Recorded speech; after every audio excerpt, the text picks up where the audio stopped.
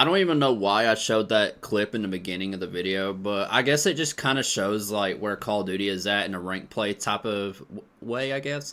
Because I don't really know where I can get any footage of cheaters being in the free trial of Call of Duty, because usually every season or every once in a blue moon, Call of Duty will do this thing where they will have a free trial of the game as a multiplayer, obviously. And obviously, they are doing this to kind of just have more players play the game, given that there's like, what, not so many players playing these days. So, like, they're trying to boost up their sales, I'm assuming. But, however, though, do not mistake me for all the other content creators that want to do nothing but just bad talk or bad mouth Call of Duty, but then play the game that they hate so much. Because I'm one of those many type of people that, if I like the game, I like the game. But I'm one of those many people that it did not really end up buying BO7 because the game is just, in the long run, it's just boring. Zombies was pretty cool. There's a lot of things cool about BO7, but it's just not at the point of where I should be buying it or where I feel the need to buy.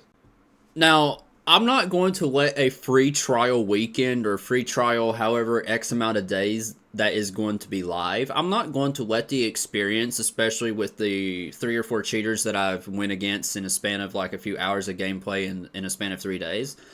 I'm not going to necessarily let that be the dictator of how I perceive the reality of Call of Duty or how I see BO7. But I am going to say, like, is Ricochet, like, is it working? Is Ricochet actually doing its job? Like, I remember I reported one of the cheaters, and when I say cheaters, I'm not talking about, oh, he's walling, he's aimbotting, and it's, like, not even enough proof to come to a substantial cause if the guy's cheating or not. Like, I mean, this guy had his walls on and aimbot turned to the max. Like, pure rage hack level type of cheater. Like, not like, oh, I'm assuming he's cheating because he's better than me. Like, this is a full-fledged cheater. And speaking of said cheater, this was the first one that I have encountered, and this was on Nuketown. And one thing I am going to say about this experience is the fact of the matter that I reported the guy, and I'm assuming all my teammates did too, because everybody caught on that the guy was cheating. I mean, it was pretty obvious that the guy was cheating. I mean, let's be for real. And he got removed from the match mid-game, so that tells me that the Ricochet enforcement seems to be working, or I don't know if it's placebo or not, but the guy did get reported. And it's just, to me, it's like, okay, like, when are we going to get to the point where we're going to stop cheating? Like, we're going to stop the idea of letting cheaters run the game or getting in the game with cheats injected into their PC. Like, how far can we get so we don't have to worry about people's experiences or my experience being ruined because somebody wants to, ruin another person's experience? Now, I know a lot of y'all may get mad at what I'm saying, but just hear me out. I am not going to hold Ricochet at such a high standard, and the only reason why I'm saying this is because it is the free trial time period that we had of the game.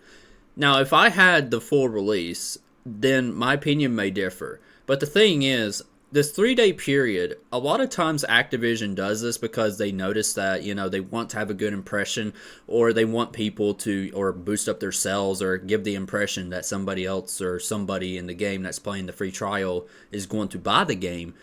And here's the thing.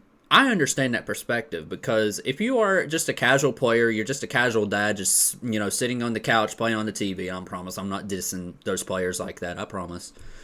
That could give a pretty negative experience to the average casual player that wants to just give the game a chance. Like, you can have a lot of fun, like me and my cousin has. Like, I've had a lot of fun. I leveled up a lot of weapons for Warzone and stuff. I had a lot of fun.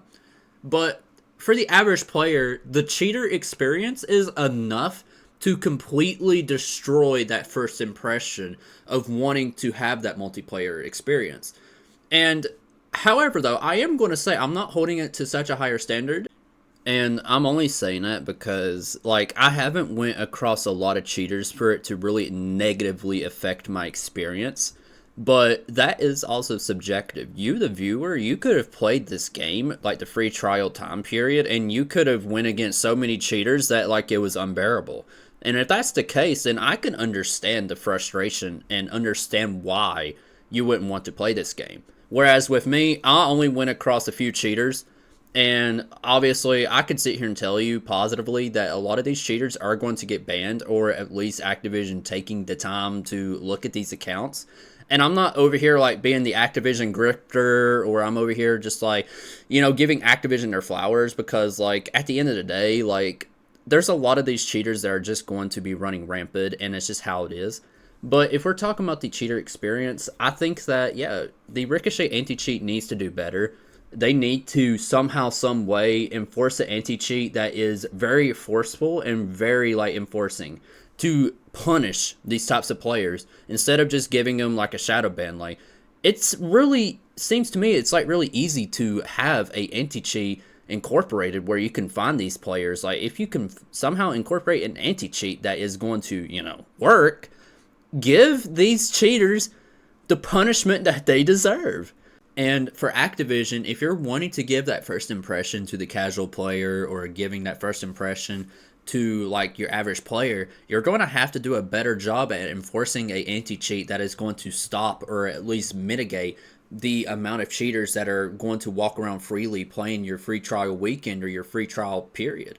A lot of your money is coming from these casual players or your average players, because a lot of people don't want to take time to, sweat their hind ends off in multiplayer or Warzone. Like, some people just want to sit down and relax. And trust me, I know for a fact that a lot of that money that Activision is making is usually the casual player base and the average players. Now, I'm not afraid to admit that I enjoy playing Call of Duty, because I'm not going to be one of those guys that hops on the bandwagon just because everybody's doing it. If you enjoy the game, you enjoy the game. But I am just saying Activision needs to be a little bit more strictful in enforcing their policy or enforcing their anti-cheat to punish these people from ruining other people's experiences or players' experiences.